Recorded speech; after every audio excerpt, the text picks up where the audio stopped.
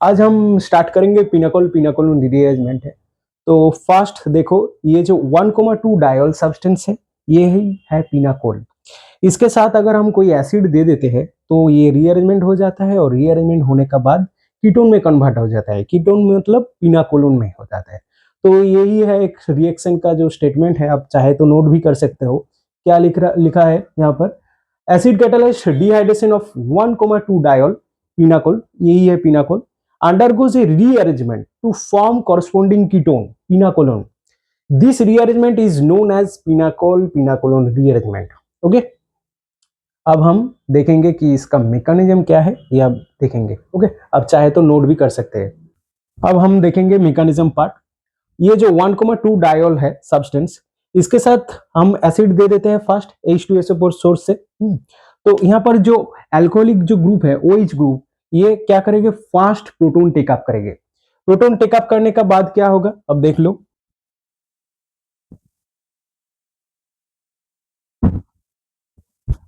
तो proton take up करने का बाद क्या हुआ, जो OH है वो OH2 प्लस में कन्वर्ट हो जाता है।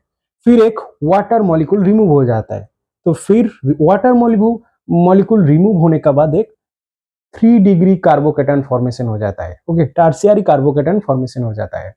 अब क्या होगा, ये जो कार्बोकेटन है, टर्शियरी कार्बोकेटन, ये स्टेबल उतनी ज्यादा नहीं है।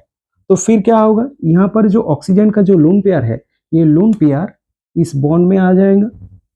ओके, अगर ये आ जाएगा तो क्या होगा, ये जो कार्बन है, कार्बन के साथ कितना बॉन्ड हो जाएगा, 5। ओके, 5 बॉन्ड, कार्बन स्टेबल नहीं है। फिर क्या होगा, एक जो मिथाइल ग्रुप है, ये मिथाइल ग्रुप ऑटोमेटिकली माइग्रेट होकर कहां पर चल जाएगा, यहाँ पर जो कार्बोकेटन है उसके साथ चल जाएगा। ओके, देन क्या होगा, CH3 double bond OH plus. Okay, फिर यहाँ पर एक CH3, यहाँ पर एक CH3, और यहाँ पर एक CH3।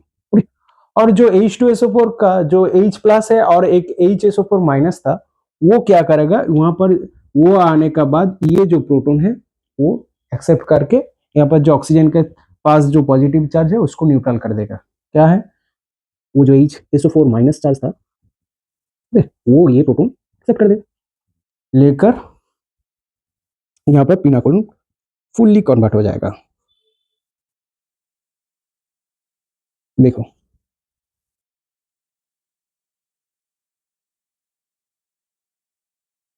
वाह, यही है मैकेनिज्म। अब देखो, एक इंपॉर्टेंट एग्जांपल है। यहाँ पर क्या होगा, कौन सी ग्रुप माइग्रेट होगा। हाँ, तो यहाँ पर एक रूल है, जो जिस ग्रुप का माइग्रेटरी एप्टीट्यूड ज्यादा है वही माइग्रेट कर जाता है। ओके, तो यहाँ पर क्या होगा, देखो यही जो 1,2 डायल सब्सटेंस है, यह एसिड देने का बाद क्या होगा, यही वाला प्रोडक्ट में होगा। फिर रीअरेंजमेंट होने का बाद यहाँ हो जाएगा।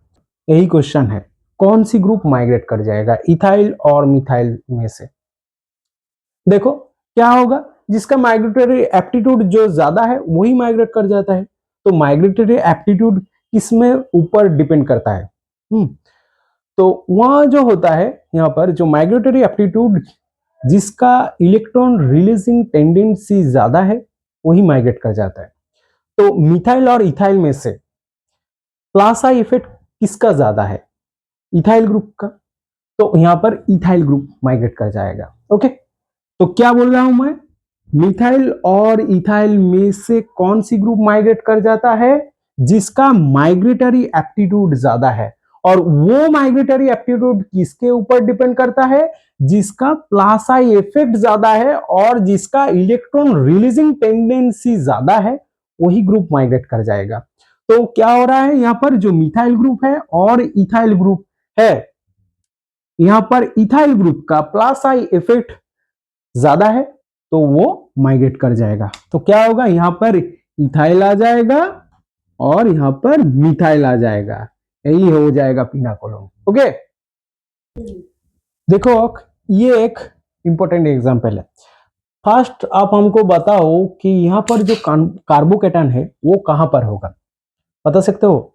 यहाँ पर होगा क्या, यहाँ पर आप देखोगे फर्स्ट, यहाँ पर होगा क्या, यहाँ पर होगा, कहां पर कार्बोकेटन होगा। देखो, कार्बोकेटन यहां पर होगा। अब बता सकते हो क्यों, क्योंकि यहाँ पर कार्बोकेटायन का बांधने का बाद जो फिनाइल ग्रुप है ये इस कार्बोकेटायन के ज्यादा स्टेबिलिटी दे देंगे। किसके थ्रू से, किसके थ्रू में ये ज्यादा स्टेबिलिटी दे देंगे, कार्बोकेटायन का रेजोनेंस के थ्रू में। तो यहाँ पर ही कार्बोकेटायन हो जाएगा। ओके, और कार्बोकेटायन हो जाने का बाद क्या होगा, यहाँ पर जो OH था, एक वाला जो OH था, ये OH का लोन पेयर यहाँ पर आ जाता है, फिर लोन डबल बॉन्ड हो जाता है, फिर एक मिथाइल ग्रुप माइग्रेट कर जाता है, माइग्रेट करने के बाद यहाँ पर एक मिथाइल ग्रुप हो जाता है और यहाँ पर प्रोडक्ट हो जाएगा। ओके, यही था प्रोडक्ट। देखो ये एक कंपाउंड है, ये भी इंपॉर्टेंट है। यहाँ पर जो 2 डायोल है, तो फर्स्ट ये जो सिमेट्री है ना, सिमेट्रिकल तो है, तो ये दोनों में से एक ही तक प्रोटॉन टेकअप करेंगे। प्रोटॉन टेकअप करने के बाद यहाँ पर कार्बोकेटायन फॉर्म हो जा रहा है। फिर क्या होगा, देखो यहाँ पर रिंग माइग्रेशन होगा, रिंग ओपन हो जाएगा। क्यों, देखो यहाँ पर जो OH का जो एल्कोहलिक पार्ट है, जो हम जो मैकेनिज्म कर रहे थे, अगर हम लोन पेयर भी दे देते हैं सेम ही तरह मैकेनिज्म हो जाता है। तो ये जो 5 मेंबर जो रिंग है ना, ये 5 मेंबर रिंग ओपन हो जाएगा। 5 मेंबर रिंग ओपन होने का बाद क्या होगा, यहाँ पर होके यहाँ पर हो जाएगा। फिर क्या होगा, 5 मेंबर रिंग अगर ओपन हो रहा है और यहाँ पर जो अटैक कर रहा है, तो ये 5 मेंबर रिंग का एक्सपांस हो रहा है। ओके, रिंग एक्सपांस होने के बाद ये 5 मेंबर रिंग 6 मेंबर रिंग में कन्वर्ट हो जा रहा है, और यहाँ पर जो 5 मेंबर रिंग है वही तो 5 मेंबर रिंग है, और यही है प्रोडक्ट इसका। ओके, यहाँ पर जो माइग्रेट हो रहा है, माइग्रेट होने के बाद इसमें कन्वर्ट हो जा रहा है। Thank you. ओके, चलिए मिलते हैं नेक्स्ट क्लास में।